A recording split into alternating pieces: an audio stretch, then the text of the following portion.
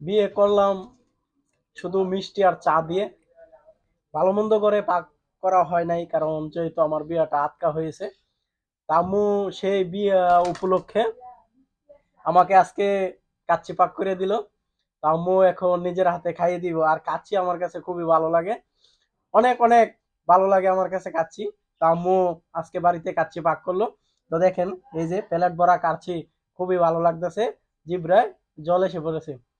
তা আম্মু এখন নিজের হাতে খাইয়ে দিবে। বিসমিল্লাহির রহমানির রহিম।